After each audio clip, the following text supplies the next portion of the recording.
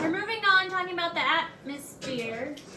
Uh-oh, I don't think I put the right notes up, now that I think about it. Because I changed my notes. I think I put the wrong notes up.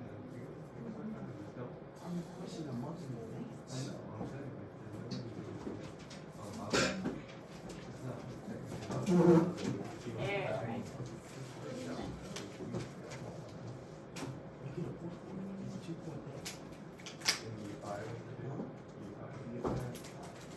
Okay. So, we're going to be learning about the atmosphere and weather and, tornadoes and that kind of thing. So, other thing that would have been fun to watch is Twister. Have you guys seen Twister? Oh yeah, I love that movie. That is a good one. But see, you haven't seen that I one. haven't seen it in so long that I can't forget. I've never seen it actually. Twister is a good one as well. That's another one of those that, is it accurate or is it Hollywood? I like it.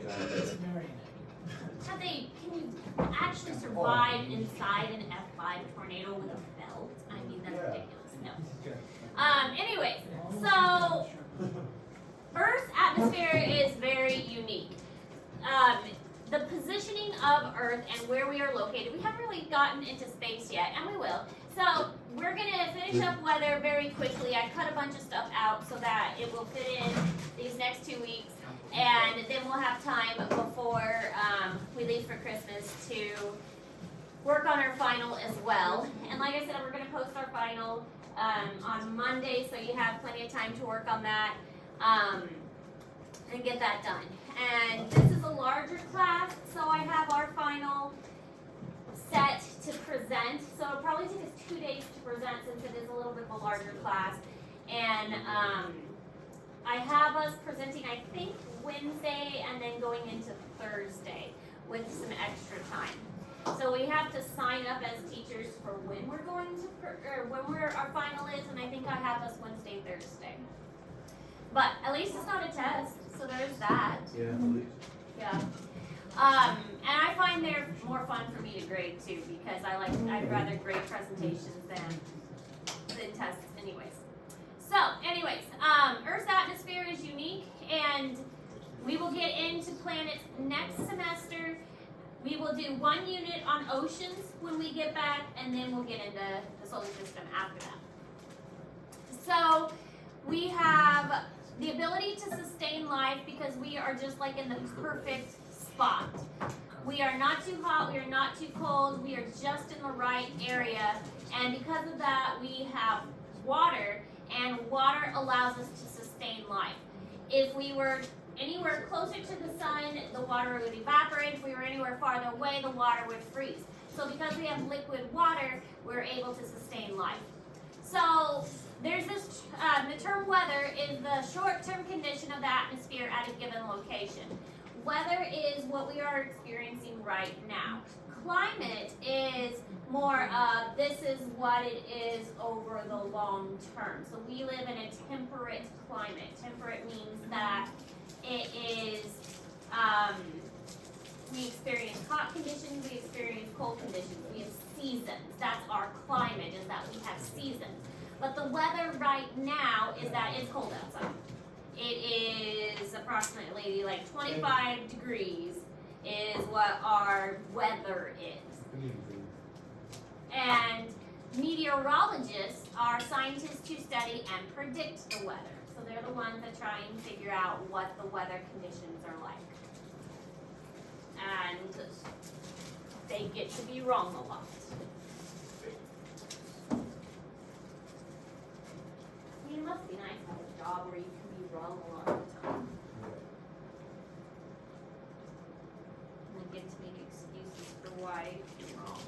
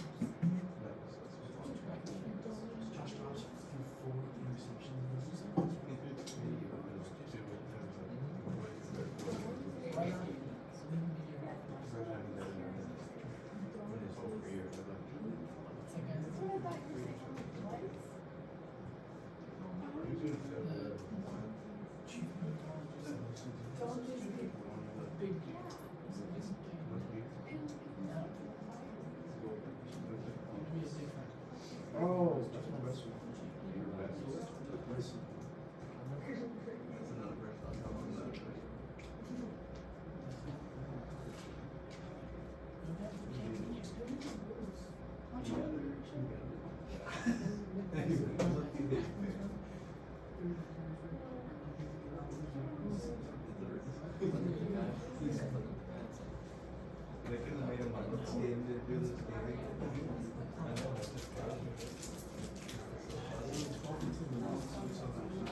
I know it. I'll watch it. Aaron's not that tall. He was not tall. He's not that tall. You were very short. He had to duck to see the door. He's not that tall. He's normal. It's what's his name. That is my sister. So.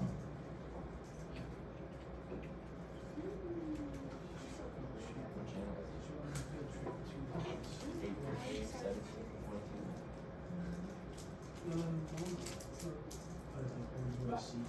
ABC 17.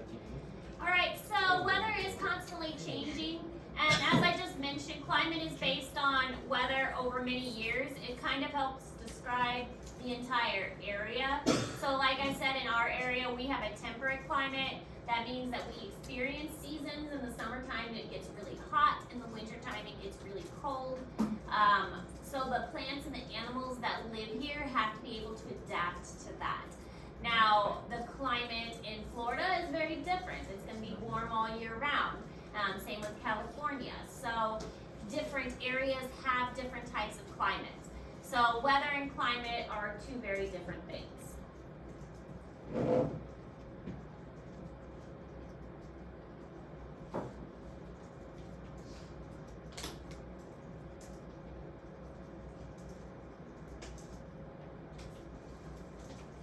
Thought I'd have my TV. No TV. Ever? Or just not yet? Not yet.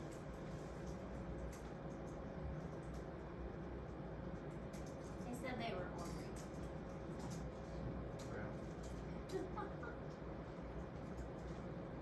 I really think it's coming this time. Of course, they've been saying that since last year, so I don't know. I hope. Oh.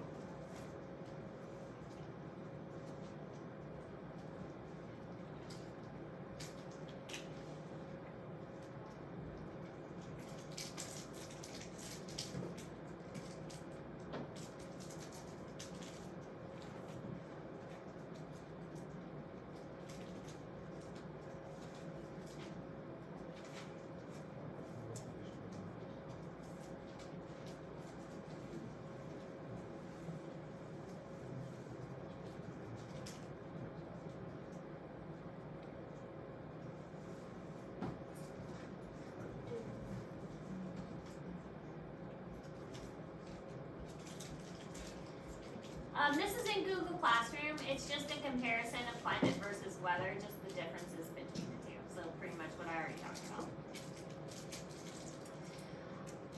Anything along the equator is going to typically have warmer climates because the sun hits more directly upon the equator. We'll look at some examples of that soon, but the poles do not receive as direct sunlight, and that's really why those areas don't get as much temperature is because they don't receive as much direct sunlight. The areas in the light green, they get the seasonal variations, and that's because they don't get as much, like the sun is more at an angle in those places. And this has more direct sunlight that toward the equator and what is called the tropics, and that's because the way the Earth is tilted, they're getting more direct sunlight. So the atmosphere has changed a lot in the past 4.6 billion years since the Earth has developed. That's not since the solar system has developed, but the Earth is about 4.6 billion years old. And it used to be very uninhabitable and very severe. With life originally started, according to different theories, in the ocean and in the water, and life didn't emerge onto land until much, much later. And the first living organisms were, as far as animals were concerned, were invertebrates, and then later on more like fish, amphibian kind of things. But plants came after that, or came first, and then the plants made way for the animals. So there were no oxygen until about 2.5 billion years ago. And plants were the ones that started the photosynthesis cycle, and then you guys all have biology, so you know plants came first, and then that created the oxygen, and then that changed the atmosphere dramatically. So air is a mixture of different gases and varies from place to place. But of all of the gases, if you look at that pie chart there, most of the atmosphere is actually made of nitrogen. So what you are mostly breathing is actually nitrogen. So you may think, oh, this is all air around you. No, it's not. Mostly nitrogen that you're breathing in. 21% of it is oxygen, and then the rest of it is carbon dioxide and other stuff. But most of what you're breathing is actually nitrogen. The nitrogen is not really usable to us or plants or pretty much anything else, but there are bacteria that can change that nitrogen and make it usable. So we're breathing nitrogen, but it doesn't do anything for us.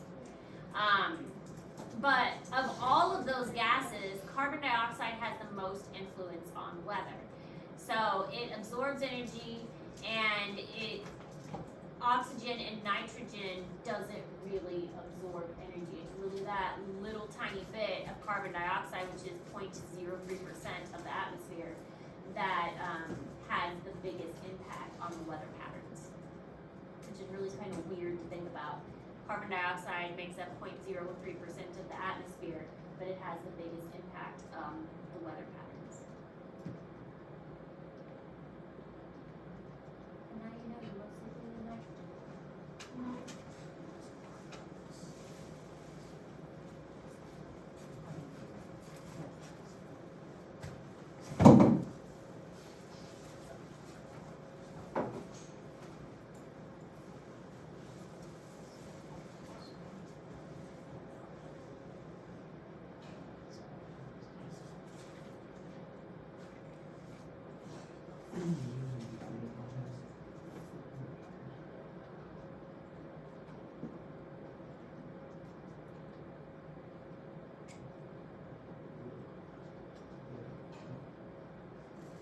There's even more argon in the air than carbon dioxide.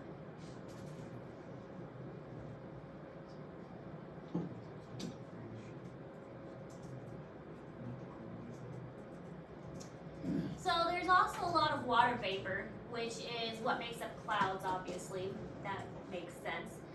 Dust particles and other things in the air. I mean, if you look at the window, you've all seen those dust particles in the air. You guys know what that is, right? Dust. Skin. Mostly your skin. Skin and hair that's fallen off of you guys. Lovely. Thank you for breathing in each other's skin. So water vapor is the source of all clouds and precipitation. It does absorb heat from the earth and the sun. In the winter time, from the heaters and the things, it basically sucks the moisture out of the air. That's why our skin gets so dry and our hands get dry and the air feels dry, is because a lot of the heaters that we use to warm our houses does suck the moisture out of the air. And that's why, like, when you get sick and things, they suggest using a humidifier because it puts the moisture back in the air.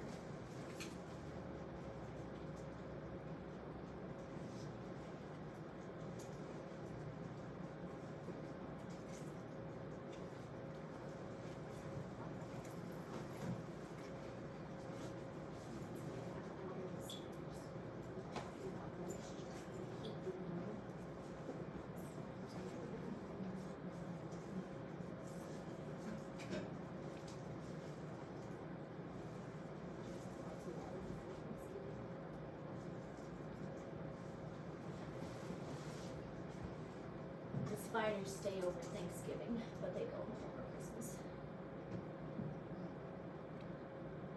Liz went home. He was not amused, though. He had to stay in a tiny tank.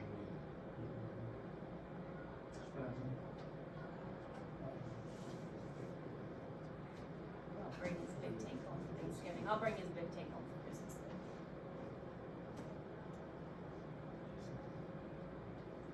So the 3 oxygen atoms is what ozone is composed of. And I'm sure you've all heard of ozone before. The ozone layer is a very important layer. It's made of, what we breathe is O2. 2 oxygen atoms. The ozone is O3, so 3 oxygen atoms combined. And you don't want to breathe O3. That's not useful to our bodies. In fact, it's quite harmful to our bodies. But ozone is a layer of the atmosphere that filters out UV radiation, and it is a very important kind of blanket. And what it does is protects the earth, keeps the heat near the earth, and you want just enough that it heats the earth, but you don't want too much because it'll make the earth too hot, and you don't want it too thin because it'll make the earth too cold. So you want it kind of just this right amount of layer.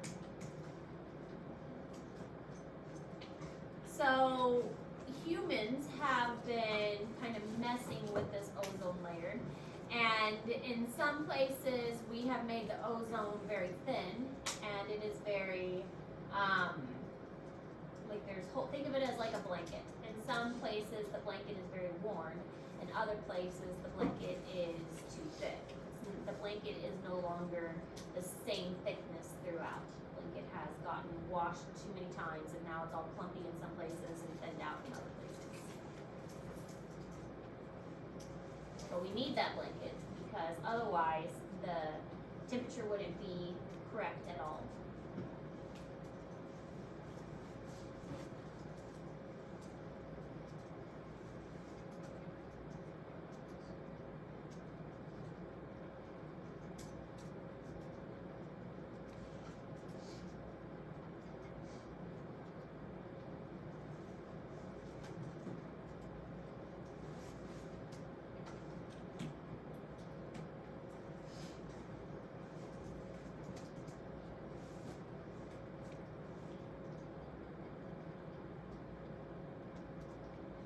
Oh, and Hammond, I did watch the basketball game on Tuesday. What? I said I watched a basketball game on Tuesday. I couldn't come because I was at my daughter's basketball game, but I was watching her cheer, and I had my iPad and I was watching your game while I was at her game. I was like, It kind of sucked. I'm not watching 2 games at the same time. I was still proud of you guys. And girls, I watched the girls too.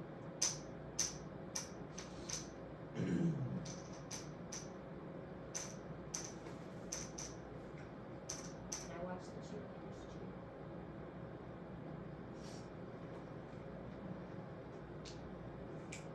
I couldn't be there, but I was watching.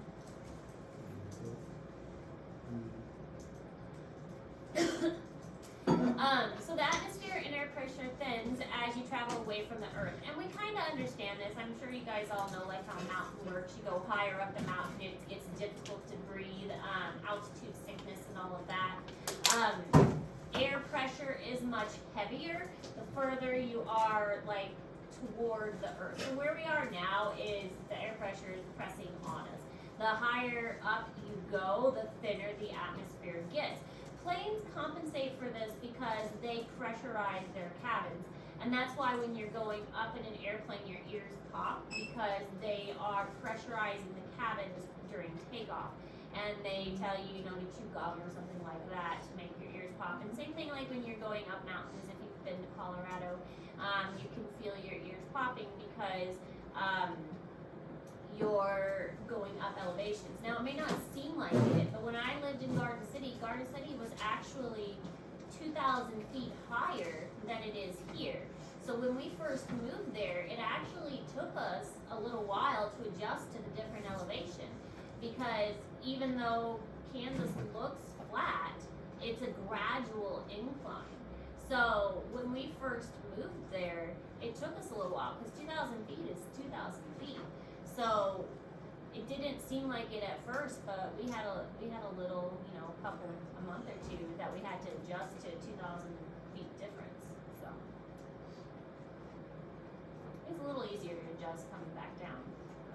2,000 feet is still 2,000 feet.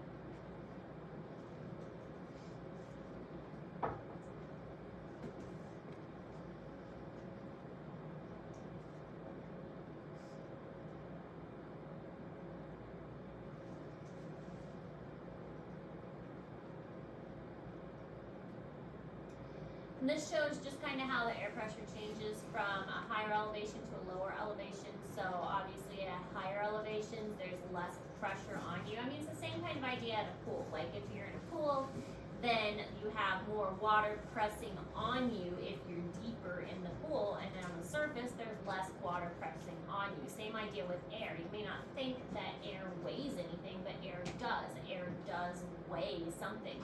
So there's more air weighing on you if you are farther down, and there's less air weighing on you if you are further up.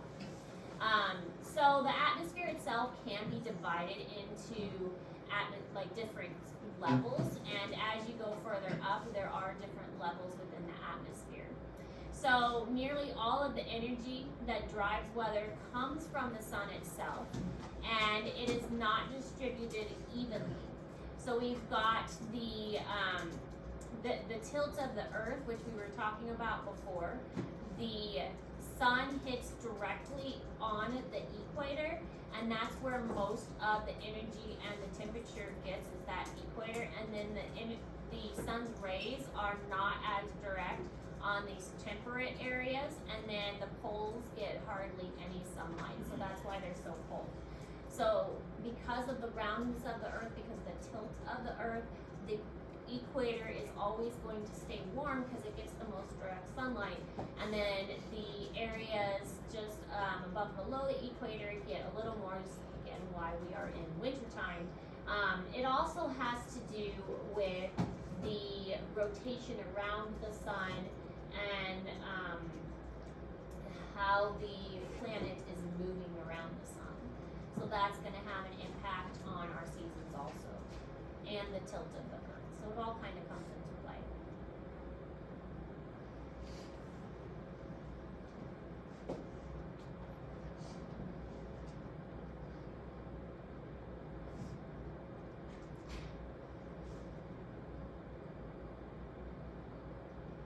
So direction of sun plays a role in the temperature. If the sun is hitting directly, like noontime, right on the earth, it's going to be warmer.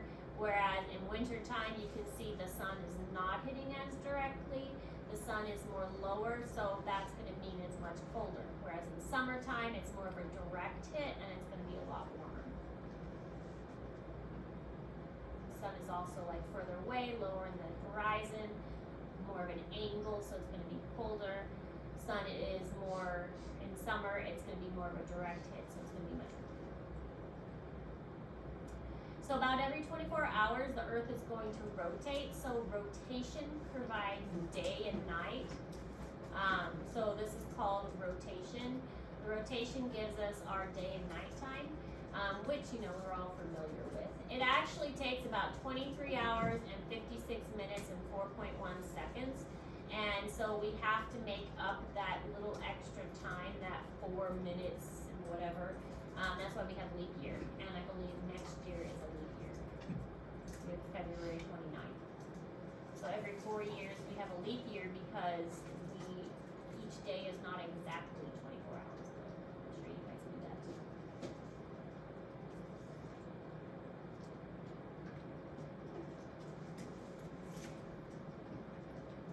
Time is so weird when you actually think about it. Time is something we made up to help our minds make sense.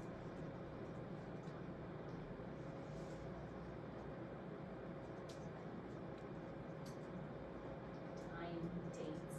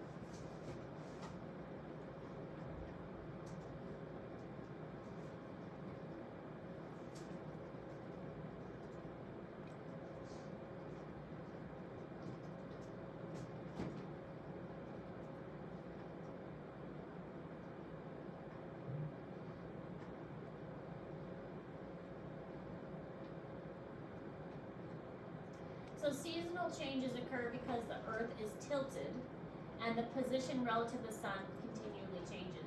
So the season is because of the tilt of the Earth. So think of like our position in North America. When North America is tilted toward the sun, that's when we have summer. When North America is tilted away from the sun, that's when we have winter. So right now we are tilted away from the sun, so that's why we are in winter time. When we are tilted toward the sun, that's when we have tilted toward the sun, we have summer. Away from the sun, we have winter.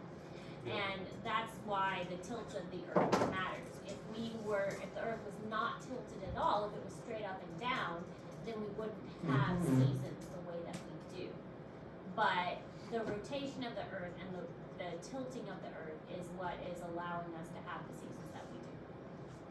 So you can see it's placed an X here. In this case, it's tilted toward the sun, and that's summertime. And this one, there's an X here, and it's tilted away, and that case, that's going to be winter time.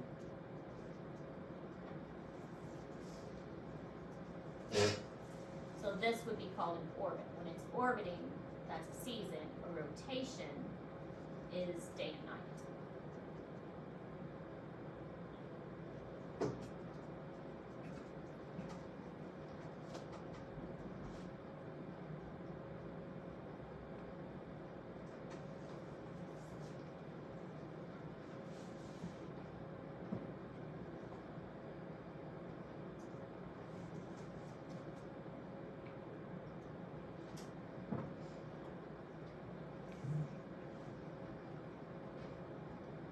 And this is showing the same thing. There's also equinoxes, which we'll talk more about later when we get to the actual planets. There's a spring equinox, a winter equinox, a summer equinox, and then it's the longest days of the year.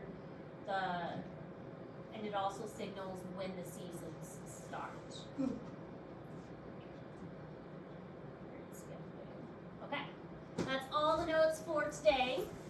And then there is this video. Oh, I forgot I gave you more extra credit. Look how generous I am. Jeez, I forgot I gave you more extra credit. I must be feeling very generous today. It's not extra credit, it's an extra worksheet. But it's extra credit on the worksheet. So this assignment, it's a video, but I recognize that it's a long video. So this video is pretty long. I'm not gonna lie, it's a pretty long video. So I broke the video into two parts. You only have to watch the first half of the video. If you choose to watch the second half of the video, then the second half of the video is extra credit. The more of the second half of the video that you watch, the more extra credit that you get. Okay? So you watch the first half of the video for points. And because I'm even feeling more generous, I think I made it due next week because I recognize that it's a long video. Okay? So I'm giving you till not this Friday, but next Friday to finish it. Okay? Because, like I said, I recognize it's a long video. But if you want extra credit, then you watch the whole thing and you get lots of extra credit out of it. Not too bad, considering I'm giving you the Snoopy extra credit and I'm giving you an option to watch this whole video. I mean, it's got a worksheet that goes with it, of course. So you have to do the first half of the video. The video is, I believe the full length is 2 hours. That's why you have to do the first hour. And you have 2 weeks to do it. Okay? 2 weeks. Not due till next Friday. That's reasonable. Okay? No, I said you have to do an hour. And you have 2 weeks to do it. If you want, you can do the second hour for extra credit. You don't have to do the second hour. Okay? Okay.